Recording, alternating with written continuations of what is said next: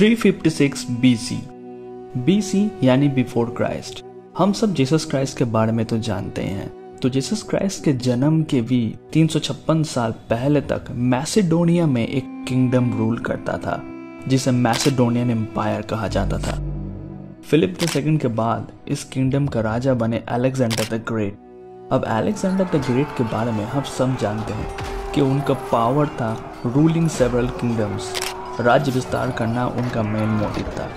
उनके वक्त Macedonian empire सिर्फ नॉर्थ मैसेडोनिया, ग्रीस और कुछ और छोटे छोटे आइलैंड में सीमित था। लेकिन अलेक्जेंडर द ग्रेट की वजह से वो मैसेडोनियन एम्पायर कंटेम्पररी टर्की जो बाइजेंटियन एम्पायर था, द ग्रेट पर्शियन एम्पायर और अकेमेनियन एम्पायर को भी रूल करने लगा। और धीरे धीरे इसके बाद इजिप्शियन एम्पायर भी मैसेडोनियन एम्पायर के अंडर आ गए। लेकिन 323 BC में अलेक्जेंडर की सडन डेथ के बाद इतनी बड़ी एम्पायर कोलैप्स करने लगी, मेनली सिविल वॉर की वजह से, और चार नए किंगडम बने। पहला एम्पायर था सेल्यूसिड एम्पायर। सेल्यूसिड एम्पायर जो कि वेस्टर्न एशिया की एरिया को रूल करता था। सेकंड था द किंगडम ऑफ परगमोन जो कि एशिया माइनर यानी कि टर्की की वेस्टर्न एरिया को रूल करता था। थर्ड था मैसेडोनियन एम्पायर जो कि ग्रीस और मैसेडोनिया के एरिया को ही रूल करता था। और आखिर में था टॉलेमिक किंगडम जो कि इजिप्ट के एरिया को यानी कि गाजा एरिया, सिनाई रीजियन और पूरे इजिप्ट को रूल करता था। इसी टॉलेमिक किंगडम का पहला रूलर थे टॉलेमी द फर्स्ट। इनके बाद 69 या 70 BC के अराउंड किंग टॉलेमी द 12 का डॉटर क्लियोपेट्रा का जन्म होता है।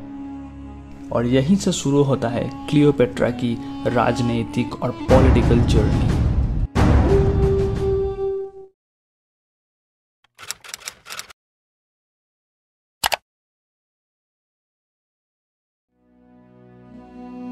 टॉलेमी द 12 के 5 बच्चे थे।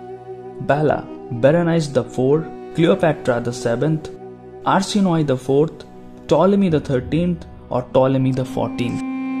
क्लियोपेट्रा को बहुत ही इंटेलिजेंट, कनिंग और ब्यूटीफुल औरत की रूप में हम सब जानते हैं।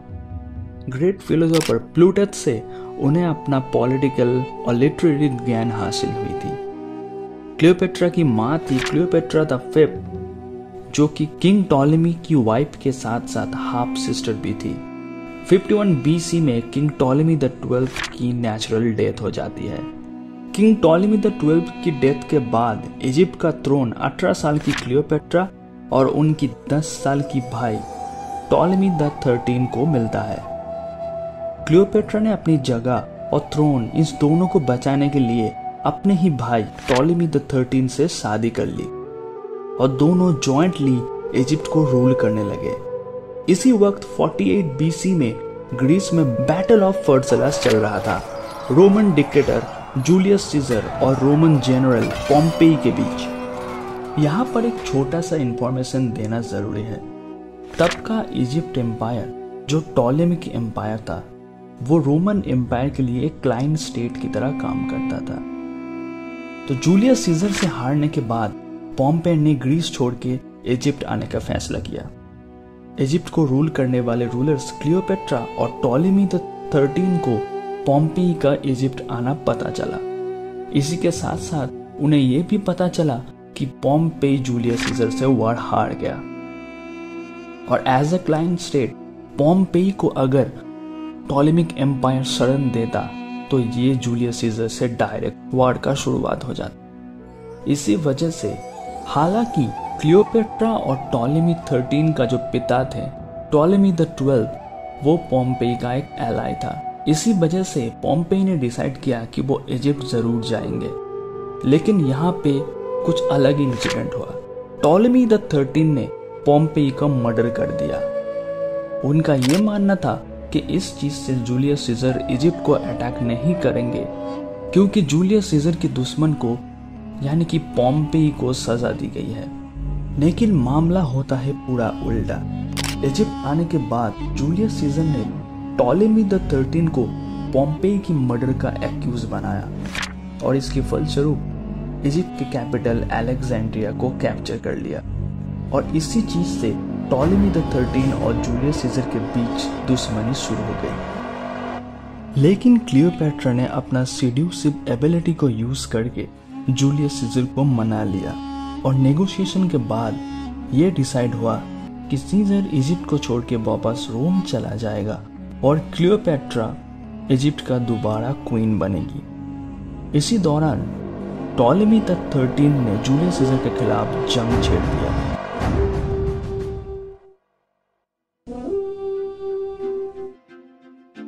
क्लियोपैट्रा की सिस्टर आर्सेनोई द 4th ने भी इस जंग में टॉलेमी द 13 का साथ दिया। 47 BC में बैटल ऑफ द नाइल लड़ा गया।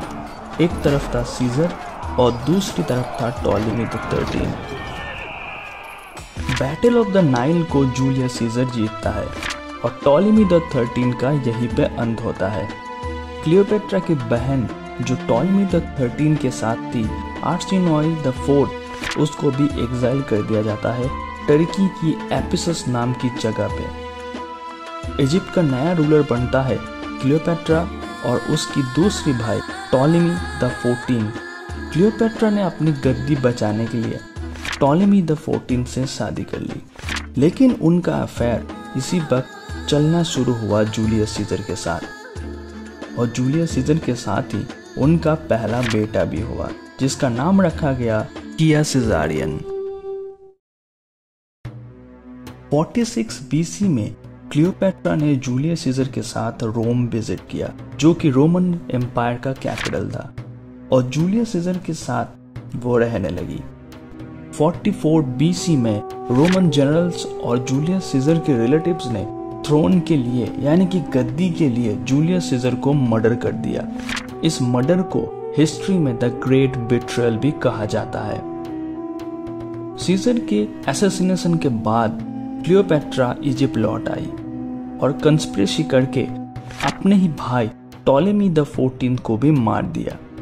इसके बाद जूलियस सीजर और क्लियोपैट्रा की बेटा किया सिजारियन को इजिप्ट का नया रूलर बनाया गया और नाम रखा गया टॉलेमी द 15। इजिप्ट का थ्रोन का तो डिसाइड हो गया, लेकिन जूलियस सीजर की असैसिनेशन के बाद रोमन एम्पायर में सिविल वॉर देखने को मिला। एक तरफ था सीजर को मारने वाला फोर्स यानी कि मार्कस ब्रूटस और कैसियस लॉन्जिनस और दूसरी तरफ था रोमन जनरल मार्क एंटोनी और जूलियस सीजर की अडॉप्टेड बेटा ऑक्टावियन। इस जंग में मार्क एंटोनी और ऑक्टावियन की जीत होती है और ऑक्टावियन बनता है रोमन एम्पायर का अगला रूलर। 41 BC में टर्की में एक एरिया था जो टॉर्सस रीजन नाम से जाना जाता था। यहीं पे क्लियोपैट्रा और मार्क एंटनी का पहला मुलाकात होती और इसके बाद ही इन दोनों के बीच अफेयर शुरू हो जाता है। क्लियोपैट्रा ने मार्क एंटनी को अपने सेड्यूसिव पावर का यूज करते हुए ये कन्विंस कर दिया कि क्लियोपैट्रा का जो बहन आर्सेनोई द 4 जिनको एग्जाइल कर दिया गया था उनको मर्डर करना है और मार्क एंटनी ने वो काम पूरा भी किया। इसी दौरान क्लियोपैट्रा और मार्क एंटनी ने शादी कर ली और उनके 3 बच्चे भी हुए जिनके नाम थे अलेक्जेंडर हेलिसस, क्लियोपैट्रा सेरिन द 2 और टॉलेमी फिलाडेल्फस।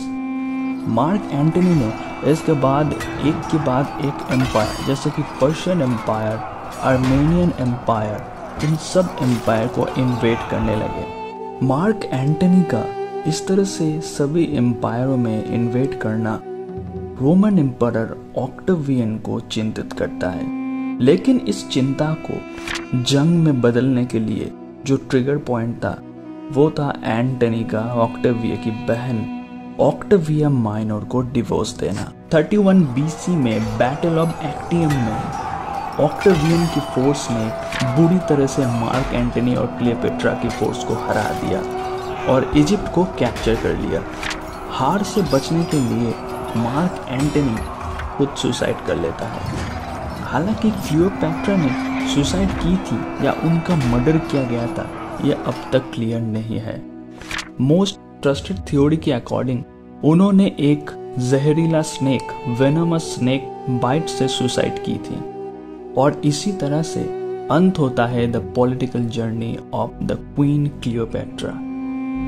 और यकीन मानो दोस्तों, यह जर्नी हिस्ट्री की one of the most exciting chapter में माना जाता है। बहुत सारे हिस्टोरियन का तो यह भी कहना था कि क्लियोपेट्रा ने लस्ट इस वर्ड का यूज पॉलिटिक्स में बखूबी की थी।